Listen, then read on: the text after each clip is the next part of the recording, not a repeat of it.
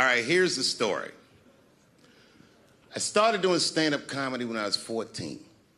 I'll never forget the first time I was on stage. The guy that introduced me was a guy named J.T. Newton. I'm 47. I can close my eyes and remember the introduction like it was yesterday. It went like this. Ladies and gentlemen, this next young man coming to the stage is starting his comedy career tonight. Who knows? We may be witnessing the birth of a star. Please welcome David Chappelle.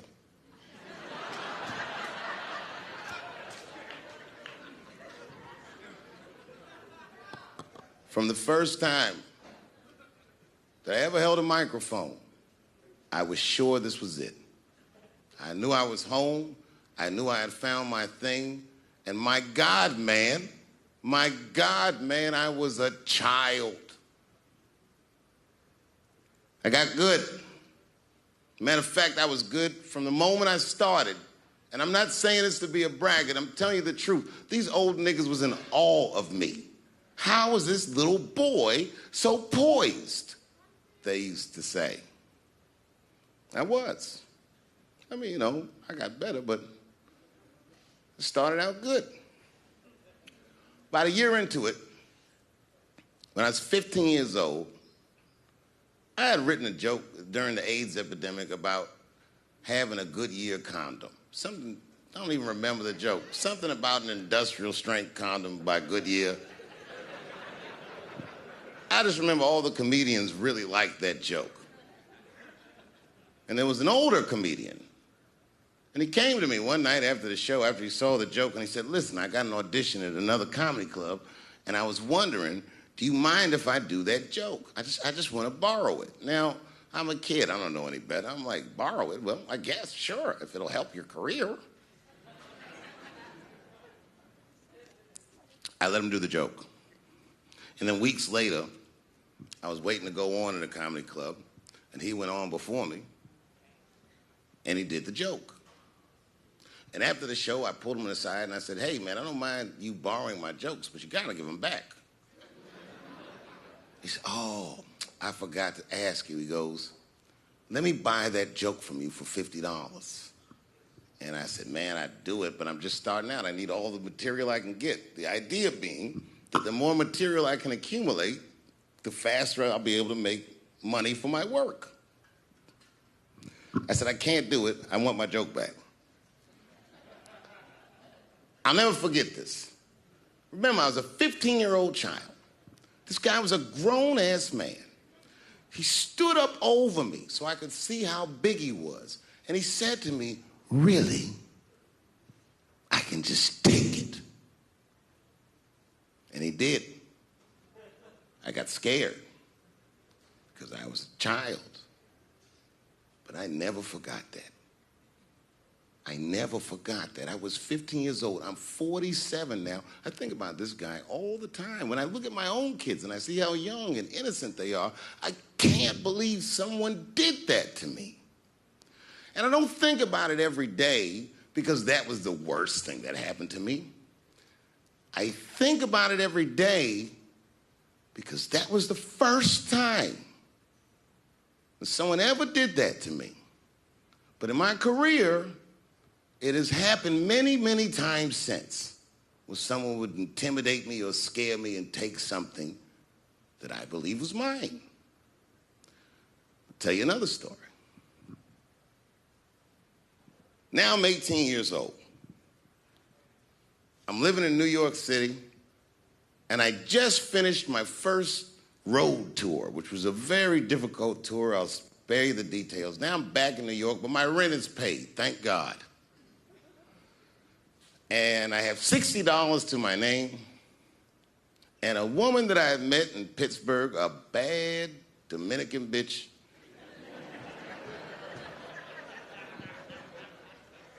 was coming to New York. She was going to spend the weekend with me. I couldn't wait for her to get there. She was coming that evening. But remember, I only had $60 for a whole weekend to entertain a bad bitch. Now I'm walking through Greenwich Village, and I see something I've never seen before. 3-card Monte. You know what that is? Yeah, the guy had the whole thing. The table was set up, and he had the 3 cards, and the crowd was hooting and hollering, and he was like, find the red card, find the red card, and people were playing. Sometimes they win, sometimes they lose, but it was really exciting, and I'm standing there watching it, and I noticed while I'm watching them play this game that the red card, the one you're trying to find, had just a little bend on the corner. And I'm watching it, and I'm like, yo, this guy doesn't seem to know that red card is bent. I'm gonna beat this motherfucker.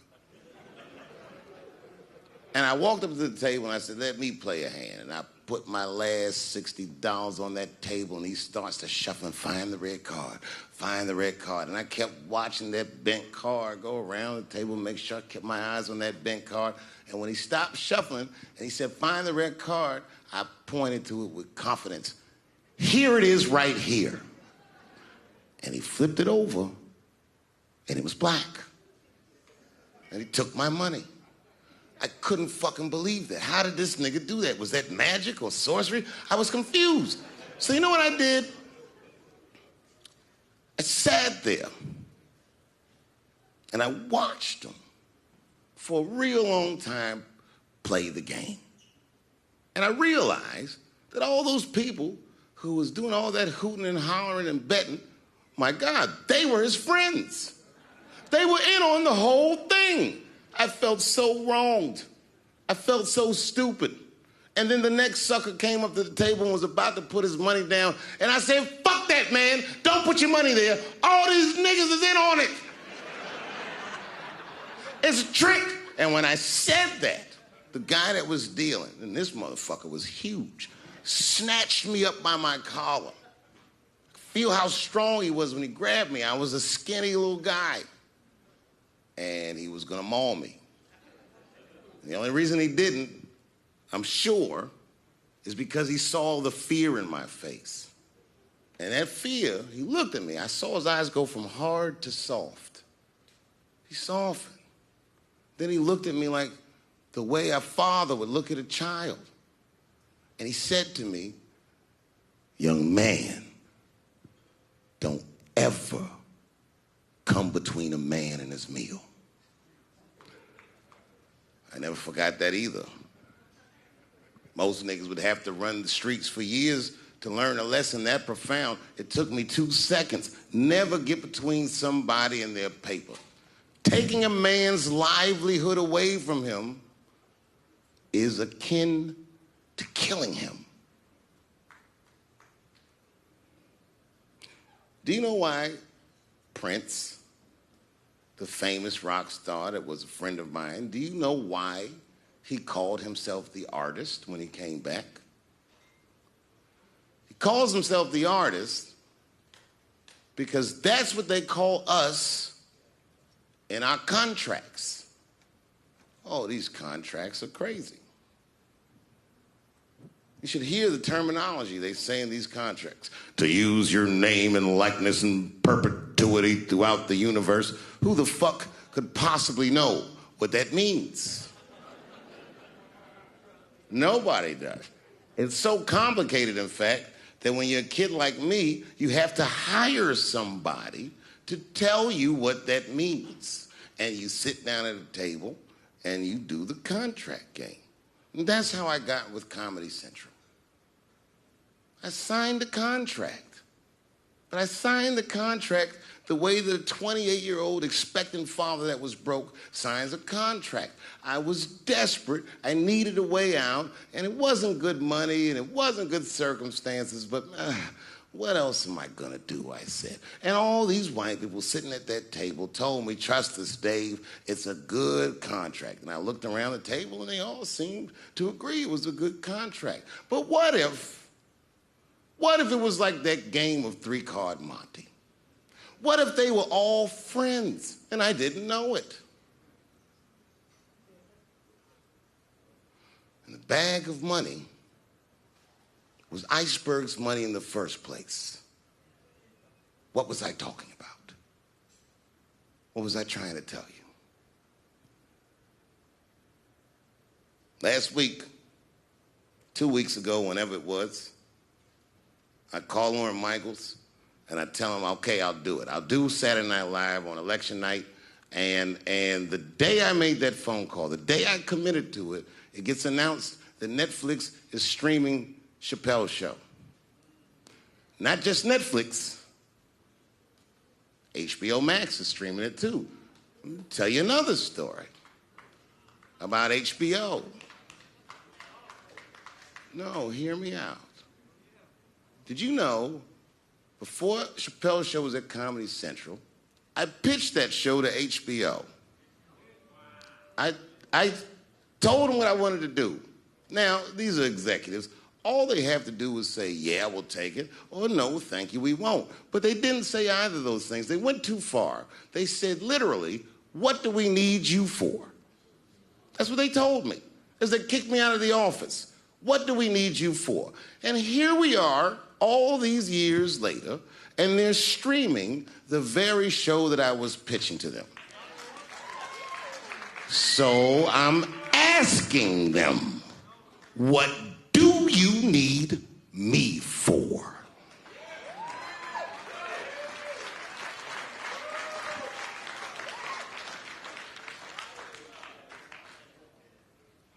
People think I made a lot of money for Chappelle Show. When I left that show, I never got paid.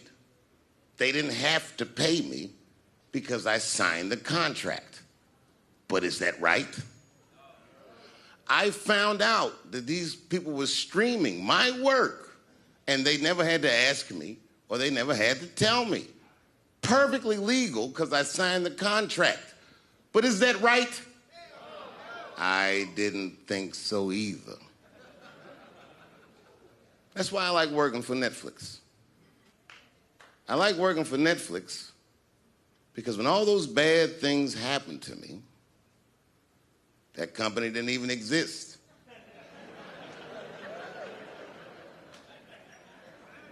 And when I found out they were streaming Chappelle Show, I was furious. How could they not know? So you know what I did? I called them and I told them that this makes me feel bad. And do you want to know what they did? They agreed that they would take it off their platform just so I could feel better. That's why I fuck with Netflix, because they paid me my money, they do what they say they're gonna do, and they went above and beyond what you could expect from a businessman. They did something just because they thought that I might think that they were wrong. And I do. I think if you are fucking streaming that show, you're fencing stolen goods. They stole that from me. They just took it. And I'm not up here trying to tell you guys that I believe that Comedy Central gave me a raw deal just because I'm black. I believe that they gave me a raw deal because this fucking industry is a monster. It's the same monster that these Me Too bitches was trying to tell you about. But they hate the monster for how it fucks. And I hate that monster for how it eats. But my God, man, it's the same monster. When I quit the show, all my friends would say, well, fuck them, Dave. Why don't you just do Chappelle Show at another network? Yeah. And why doesn't a slave run from one plantation to another plantation because the master over there might be nicer? My God, man, I was trapped. You know what? Tell you the truth. I've even thought about coming back and doing another Chappelle Show. Well, but if I do, I can't call it Chappelle Show because my name and likeness is being used by them in perpetuity throughout the universe. It's in the contract.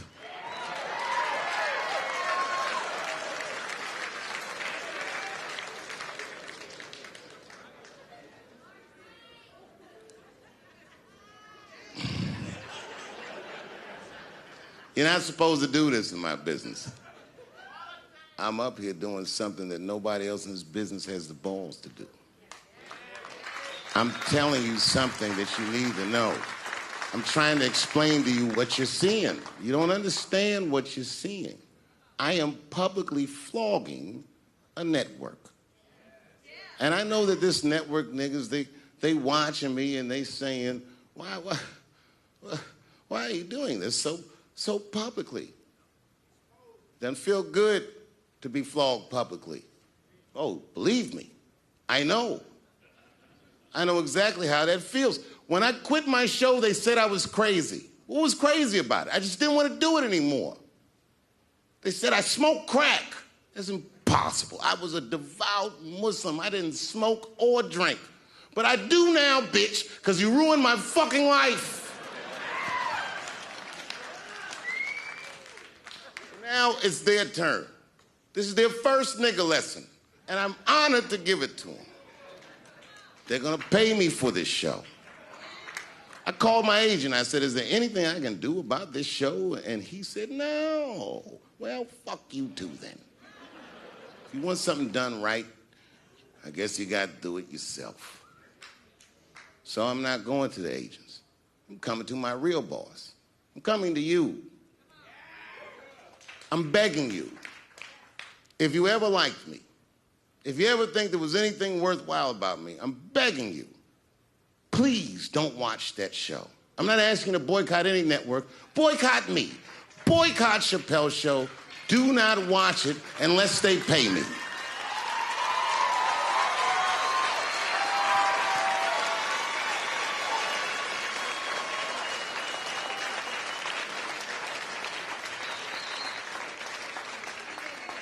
If you're a shareholder at Viacom, then I'm talking to you. Because all that shit that they do to us, well, they do everything for their shareholders. That's what they told me. So if you're a shareholder in that company, tell them it's wrong. And if you don't believe that it's wrong, then fuck you too. You should know what's in the hot dogs you eat.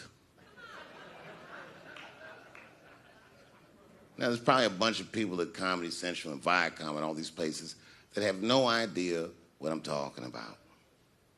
They've all either quit or been fired or got Me Too'd or something. Them niggas is gone.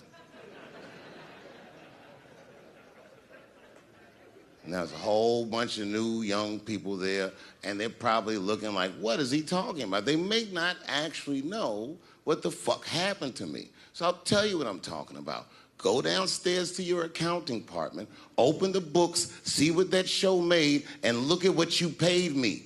That's exactly what I'm talking about. You're going to pay me. I am inviting you to come with me and work with me, and let's fight against that terrible, terrible feeling that you made me feel together. We can fight together and work this thing with Chappelle Show out. Or I can just take it. Thank you.